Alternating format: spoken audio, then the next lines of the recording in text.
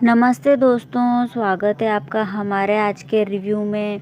जैसा कि हम यहाँ पर देख रहे हैं, कियारा अपने और अभीर के बारे में घर वालों को सब कुछ बता देती है और मनीषा भी उसी की साइड लेती है और काफ़ी समझाने की कोशिश वह घर वालों को करती है। लेकिन घर वाले हैं कि एक तो अभीर चल नहीं सकता, ऊपर से वह अभीरा का भाई है और वैसे ही अभीरा और अरमान का रिश्ता कुछ ऐसे मोड़ पर आ चुका है कि वह इन दोनों के रिश्ते को कैसे मंजूरी दे सकते हैं और वह वैसे ही उस घर के हैं तो वह वैसे उनसे दुश्मनी निकालते रहते हैं।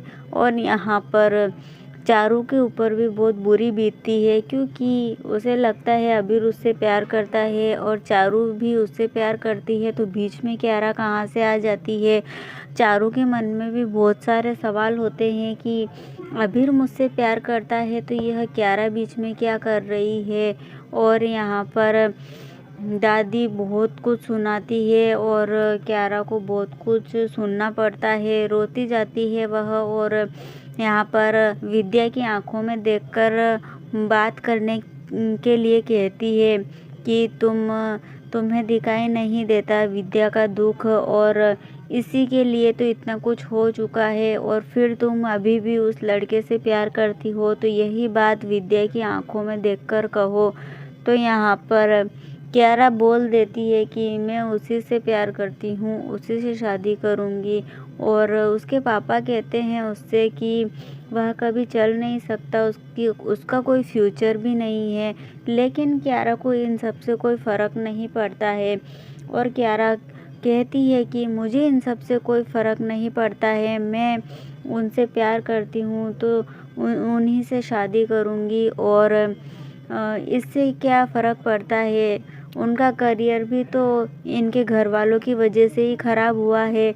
और आप अपने घमंड में देख ही नहीं पाते हो कि आप सही हो या गलत। घर वाले बस भड़कने लग जाते हैं और घर वाले गलत है, उनको गलत सुनने की आदत ही नहीं है और सही कहती है तो वह उनसे सुना नहीं जाता है। तो कियारा यही सारी बातें बोल रही होती है। फूफा जी को गुस्सा आता है तो वह फिर से कुछ न कुछ बोल ही देते हैं बीच में और मनीषा के संस्कारों पर सवाल उठाते हैं। और यहाँ पर कियारा सबूत बताती है कि यह देखो मैं उससे प्यार करती हूँ, तो यह सारी चैटिंग चारू देख लेती है और उसे बहुत गुस्सा आ जाता है क्योंकि वह हैरान होती है इस बात से कि चैटिंग वह कियारा से कर रहा तो प्यार मुझसे कैसे।